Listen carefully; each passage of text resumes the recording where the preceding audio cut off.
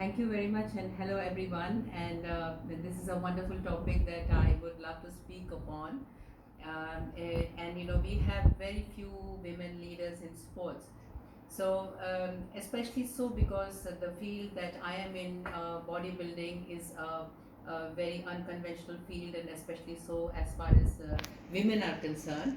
Women's bodybuilding, especially in India, is so unconventional, and all the more so because I have started at a very at an age where most of the athletes actually retire. So it was my son. He was already about 15 years old, and this was something that he wanted to do. He wanted to pursue. Until now, I had been telling him what to do, what not to do, plan for him. He is an autistic child.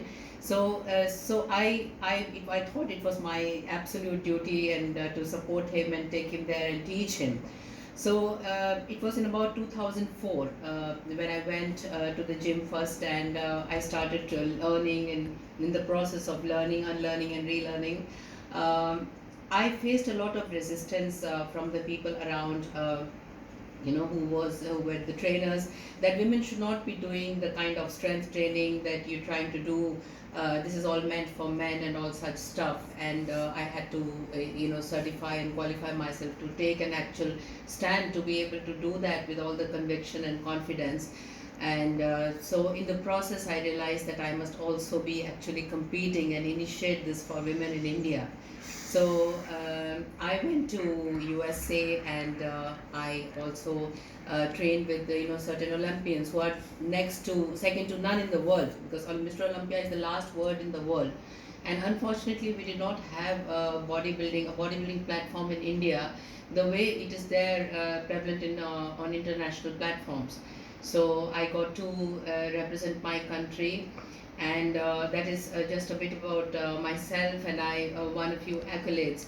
But then eventually, as you reach, as you grow, every athlete, we all know, has a shelf life, because the physical endurance and the push you need to give to compete at that elite international level is tremendous. And it can be counterproductive if it goes beyond that shelf life for a very prolonged period.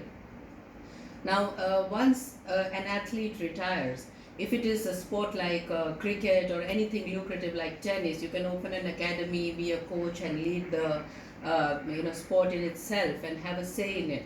But here, it was women's bodybuilding, something very different.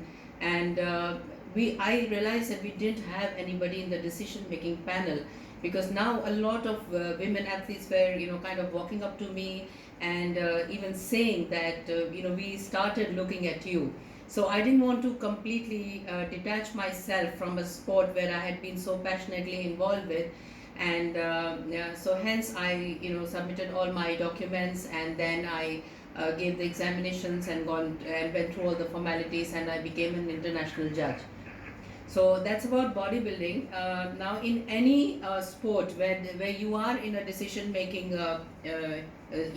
level, whether it is a man or a woman, whether you're in the selection committee, or you're a coach or a head coach, if you're a sports director, you have your impact on the future of the sport and the face of the organization. And henceforth, it is very, very desirable to have women on the executive board and the senior panel also.